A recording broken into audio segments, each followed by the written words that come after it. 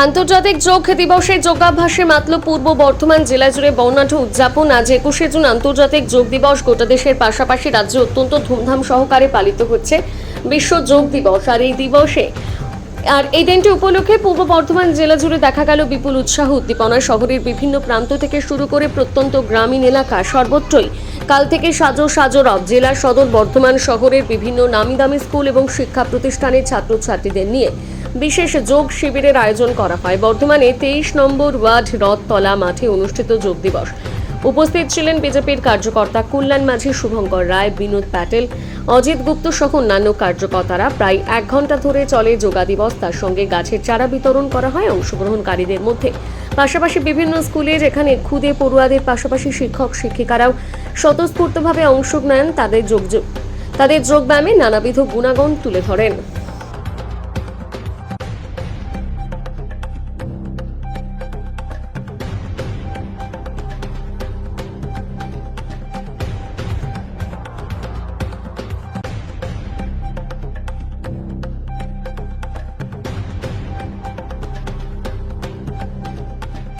আমার আন্তরিক অভিনন্দন, নমস্কার।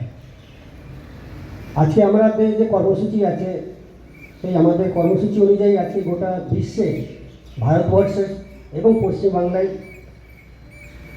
যত আমাদের ইয়াং জেনারেশন থেকে শুরু করে 8 থেকে 80 অবধি প্রত্যেক দিনে আজকে আমরা এই কর্মসূচিতে অংশগ্রহণ করেছি।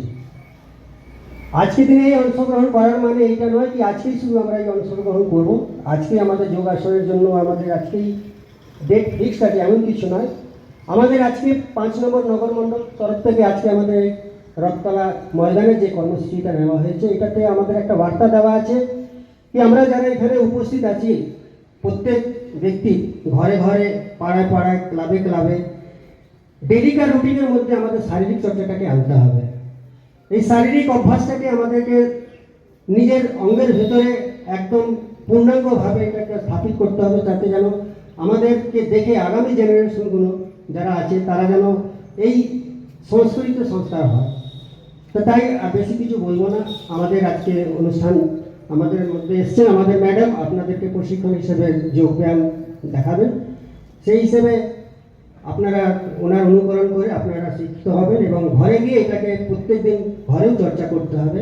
আমাদের সমাজের মধ্যে এটাকে পুরো ছড়িয়ে দিতে হবে কি যোগ চর্চা, শারীরিক চর্চা আমাদের খুব প্রয়োজন। এবং আমাদের প্রধানমন্ত্রীও বার্তা দিয়েছেন।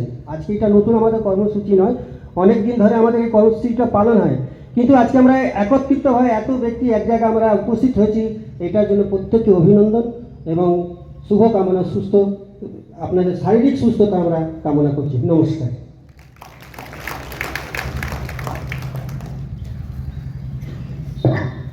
বিনোদ প্যাটেল মহাশয়কে অসংখ্য ধন্যবাদ জানাই। এখন আমরা সংবর্ধনার মাধ্যমে আজকের এই কর্মসূচিকে সামনের দিকে এগিয়ে নিয়ে যাব।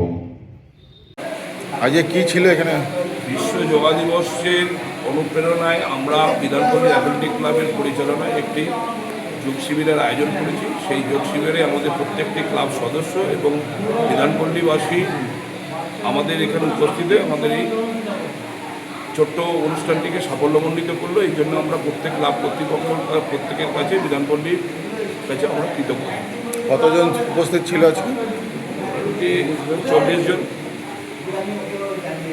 আপনার নাম আর পরিচয়?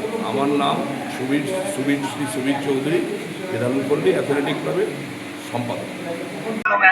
দেখুন, অভূতপূর্ব এক আজকে অনুভব হলো গোটা বিশ্ব জুড়ে যে যোগের যে নতুন করে উদ্ভাসনের কাজ নরেন্দ্র মোদীজির নেতৃত্বে 14 সালের পর থেকেই হচ্ছে।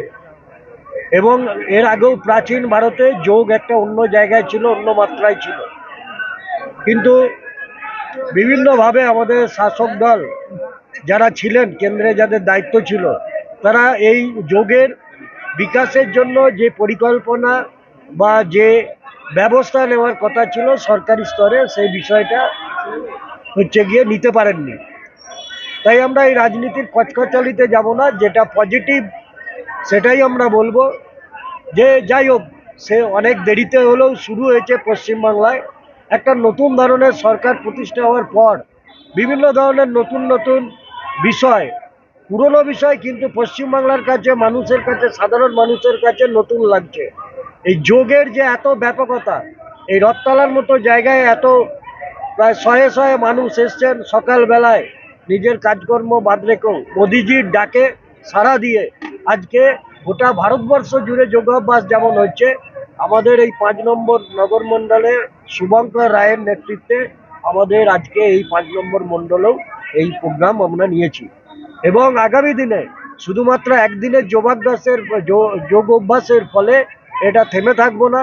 আমরা চেষ্টা করব আমাদের যে ক্লাবগুলো আছে, বিশেষ করে শিশুদের মাঠগুলো আছে, সেইগুলোতে যাতে যোগের অভ্যাস আরও ব্যাপকভাবে ছড়িয়ে দেওয়া যায়, তার জন্য আগামী দিনে আমরা অবশ্যই উদ্যোগ নেব, এটা আমরা বলতে পারি।